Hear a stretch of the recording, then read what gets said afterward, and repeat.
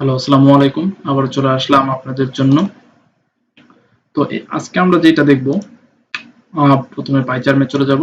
So এটা আগের দিনের জন্য variable and data type. So আজকে আমরা যেটা করব সেটা হচ্ছে basic numerical function. So basic numerical ফাংশনের জন্য আমরা যেটা ব্যবহার করব, ফার্স্টে ফাইল ক্রিয়েট করে নিব।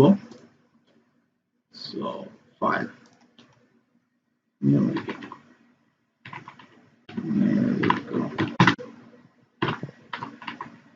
ফাংশন। সো ওকে, সো এখানে আমার ফাইল ক্রিয়েট হয়ে গেছে। তো আমরা এখানে ফার্স্ট ইকুয়াল টু সাপোজ 3 নিব। সরি, একটু বড় করে নিলাম আপনাদের জন্য, দেখতে অসুবিধা হতে পারে। সো এখানে 2 নিব। সো আমরা কি করব, প্রিন্ট করব। So print a plus b। So আমরা ডিরেক্ট a plus b করে দেব। সি প্রোগ্রামিং যারা অনেকে শিখেছে তাদের মনে হবে যে এটা অনেক ইজি। ওখানে অনেক কিছু লিখতে হইতো, এখানে অনেক ইজি আর কি।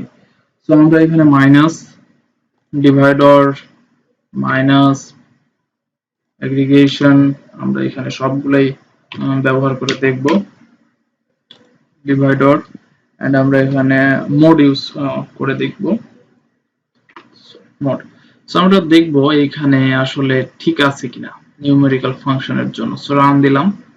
সো দেখেন আমাদের এখানে ঠিক আছে। 3 to 5, 3 to 1 মাইনাস করলে যদি ভাগ করি সেই ক্ষেত্রে হবে হচ্ছে 1.5, মোড করলে সেটার শুধু 1 হবে। সো এখানে আমরা নিউমেরিক্যাল ফাংশনের এই 4টি স্টেপ আলোচনা করলাম, কিন্তু এর আরো 2টি স্টেপ আমরা পাইথনের ক্ষেত্রে ইউজ করি।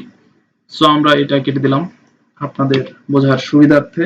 আমরা ইউজ করব হচ্ছে ফ্লোর। সো আমরা এটাকে বলবো হচ্ছে ফ্লোর। সো প্রিন্ট প্রিন্ট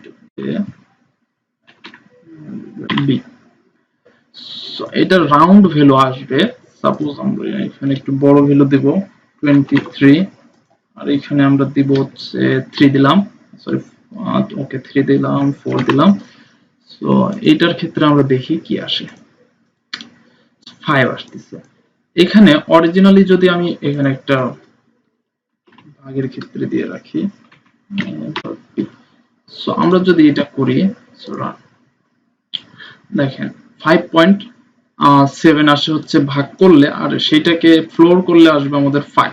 কারণ হচ্ছে ফ্লোরে আমাদের 5.75 যেটা, এটা নিচের দিকে আসে। 7 আমরা মনে করেন কাউন্ট যদি করি তাহলে 7 এর পর 6, 5, 4, 3, 2, 1, সো 0, দেন 0। সো এখানে 5 কাউন্ট করবে। সো এটা হচ্ছে ফ্লোরের নিয়ম। সো আরেকটি বিষয় যেটা প্রিন্ট সাপোজ 4 into 3, 4 into 3 আমরা এটা করলে সবাই জানে, এটা দরকার নাই। সো 4 into 2 দেই। তো এখানে কি আসবে, প্রিন্ট করে দেখি 8 আসবে।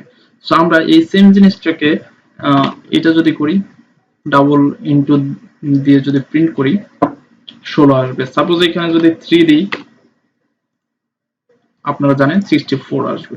সো এই হচ্ছে আমাদের নিউমেরিক্যাল ফাংশনের কাজ। আপনারা এই সব প্র্যাকটিস করবেন এবং কমেন্টে জানাবেন আসলে যে আমি কি শিখাইতে পারতেছি না, কোনো ল্যাকিংস আছে কিনা। যদিও আমি অনেক স্পিডে করতেছি, একটু জানাবেন। আজকের মতো এইখানে।